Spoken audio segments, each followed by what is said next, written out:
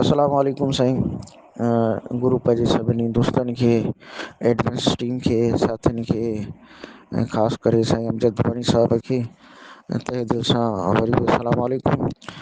Group जो अॼु जो मौज़ू निहायत हसास खणी चइजे त हसास आहे, छो त मुंहिंजी अदना सोच जे मुताबिक़ हिते हाणे असां ॿिनि माना हुननि फिकर में डिवाइड थी वेंदासीं। हिकिड़ा उहे जेकी मतिलबु जीअं तव्हां महेंद्र भाई साहिब जी हिकिड़ी मिसाल वठूं त उनजी जेको आहे सो तरदीद कंदा, ॿिया वरी मज़म्मत कंदा। छो जो कंहिंखे वरी इहा शइ सही थी लॻे, कंहिंखे वरी इहा शइ ग़लति थी लॻे। असुल में ॾिठो वञे जेका हिन में वज़ाहत कई आहे लफ़्ज़ ब लफ़्ज़, जे सची पुछो सची दिलि सां ॿुधायां थो त मुंहिंजी अखियुनि में पाणी भरिजी आयो त यार असांजो ईमान वञी बचो छा आहे त असां पाण में ऐं अंबिया इकराम अलैहिस्सलातु वस्सलाम में फ़र्क़ु नथा कयूं। असांजो दिमाग़ अहिड़ी सोच नथो रखे, असां हुननि खे अहिड़नि इस्तिआरनि सां, अहिड़ियुनि तशबीहात सां ॻाल्हायूं था। सो हाणे हूअं ई असां गुनाहगार, बदकार, इबदार आहियूं, हज़ारे बुराइयूं आहिनि ऐं कूड़ ठगी असां में हूअं ई आहे। जेकॾहिं हाणे थोरो ईमान बचो आहे ऐं अंबिया अलैहिस्सलातु वस्सलाम जे लाइ मोहबत आहे ऐं हुजण बि खपे, छो त ईमान जो हिसो आहे, उन खां सवाइ त माण्हू मुस्लमान ई न आहे।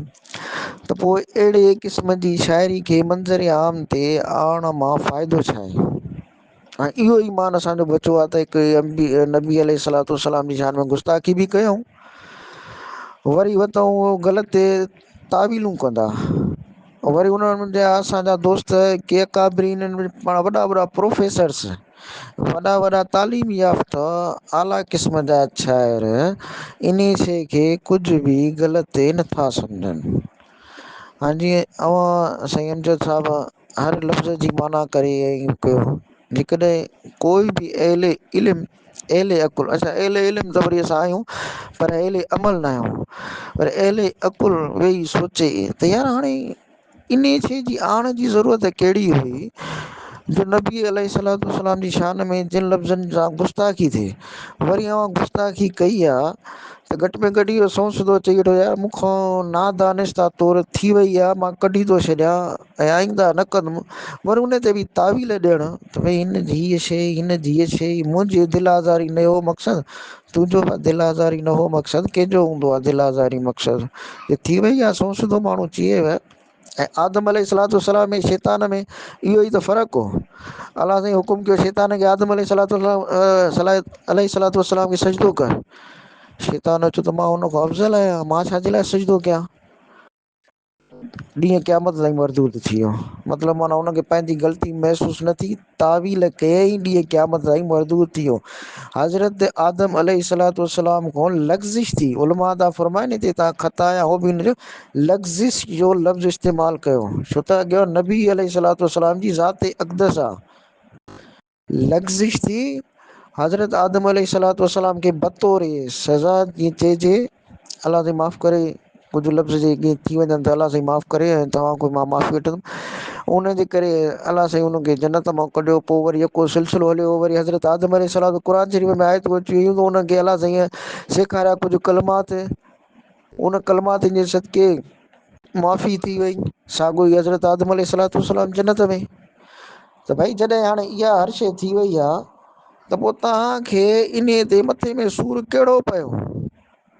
अच्छा इन खां अलावा जॉन एलिया आहे, उन जो बि उन्हनि किताब वठी आयुमि, शौक़ मां पढ़ा पियो, उन में लिखियलु खुदाया तेरी खुदाई जा रही है। यार तव्हां जॾहिं हेॾा शाइर पाण खे सम्झो था, अदीब चओ था, त बाबा इन ई चवण में तव्हांखे कहिड़ो छा थो मिले, छा थो।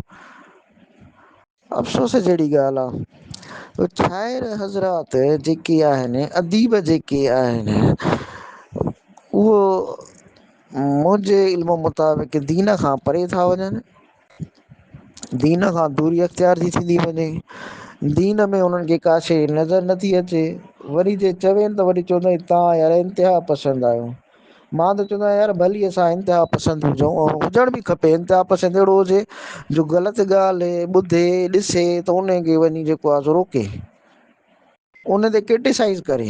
त उहा अञा चओ था त यार उन जे किरदार खां इन करे मां चवां हुनखे करणु खपे नफ़रत, हुनखे ख़बर पवे त यार मां वाक़ई ग़लति कमु कयो आहे, त हुनखे अहसासु थींदो त मतां ॿीहर न करे।